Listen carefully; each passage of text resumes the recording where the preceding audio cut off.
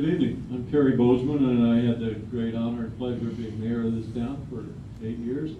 I think this is the most important issue facing Kitsap County in the next 10 years. I think the potential impact of the passenger-only ferry is immeasurable. I think there's obvious economic benefits, but there's intangibles that we don't even think about. When I first got elected mayor, one of the assets we had was the passenger-only ferry, and we were able to attract investors. We were able to think about building condominiums on the waterfront and building marinas and those kind of things, and attracting Ron Shearer, who purchased the Penny's building. And one of the questions we were always asked is the passenger-only ferry service going to continue? Because if it is, we're very interested in investing in Bremerton. And we felt pretty confident that it was, and then of course we ran into our problems. And I want to first of all thank Norm Dix and Patty Murray and Josh Brown and Representative Sequist for helping us get the money to do the research. It's allowing us to be here today. Because if it wasn't for that, we wouldn't be here today talking about additional passenger-only ferry service. Let me just say a couple of realities. We're an island community. We're connected by a bridge that costs you $5 to get over, and we're connected by a Washington State ferry system that is getting more and more problematic in our ability to depend on that system. And no one knows that more than Representative Sequist, who fights all the time for funding. But if you look at what's happened to the Washington State ferry system since the loss of the MVET, which was our license tab fee that supported ferries back 20 years ago, since that's gone away, 70% of the fare box fee to support ferries comes from the user. So it used to be you'd get your car and be able to go back and forth for $10, $12. Now it's $35. The service has not gotten better, it's gotten worse. Used to be, in the old days, we had a ferry every hour here. So if you wanted to have your business here and go over and do business in Seattle, you could get back and forth. Well, we're nowhere near that kind of ferry service anymore. And what's the future of the Washington State ferries? Do we have any real assurance that the service is going to get better? The boats are old.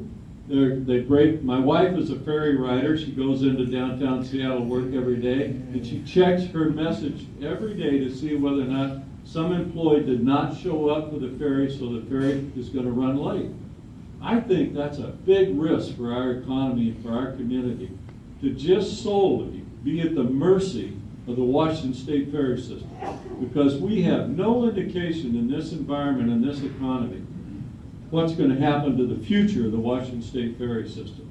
And one of the issues I always found troublesome was I always had a hard time convincing Seattle and the elected leadership of Seattle how important the Washington State ferry system was to their economy. And I always thought politically, if we could get all the political people that represent Kitsap County along with the Seattle people to be supportive at the state legislature for the Washington State ferries, we'd have a pretty good chance of getting this thing appropriately funded. But it was hard, and I think it still is hard, to convince Seattle taxpayers how important this ferry system is to their economy. Because one thing they love in Seattle is they love commuters. Because, you know, if you looked at the latest statistics, if you want to live in downtown Seattle, it costs you $600,000 to buy a home in Seattle. So they're, you know, commuters is what's providing their economy. So here we have this service that brings commuters into downtown, and you'd think they would appreciate that and understand it, but I'm not sure they do. The second thing that's worrisome for me and why this is so important is we're an economy pretty much dependent on the United States Navy. And we don't know what's going to happen in the United States Navy. We know that there are these programs in our Congress that say they're going to cut back on the military. Now, we haven't experienced that yet, but I remember being worried for years about whether or not they were going to cut bases, whether or not they were going to close Keyport, whether or not they were going to do something at Bangor. So we are totally, in some ways, at the mercy of the United States Navy here. And that's not a future that's not a place I want to be dependent on. But we're only 35 minutes from one of the greatest economies in this world, Seattle, Washington. Boeing, Amazon, Microsoft. I mean, it just goes on, and it doesn't look like it's going to slow down. So what an asset for us. to be able to commute to this great economy on the side and have this relationship with Seattle because we have this ferry system that takes us 35 minutes. Now, there are some in this community who've always argued growth versus no growth. I fundamentally do not believe that no growth is an option. I think growth is what supports your schools. I think growth is what gives our young people a place to work and to live. I think growth supports the services that we need in a community like this.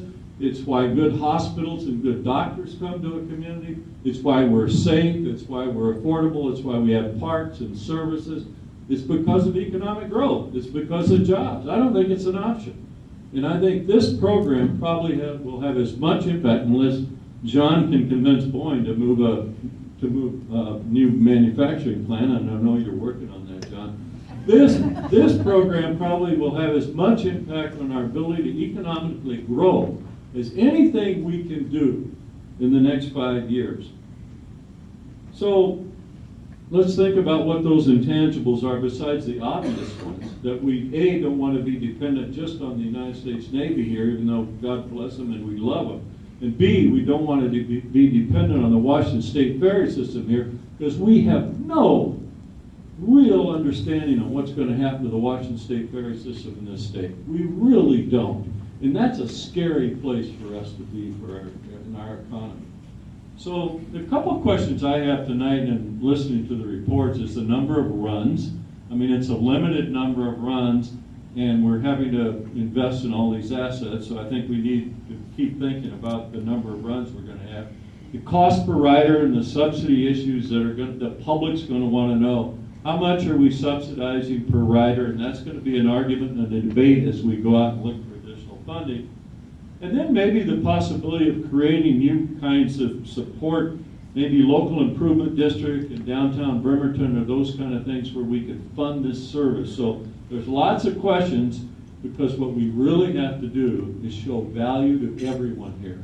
Whether or not they're a commuter, whether or not they ever take the ferry, we've got to be able to demonstrate real value to everyone in this community, why this is important to them.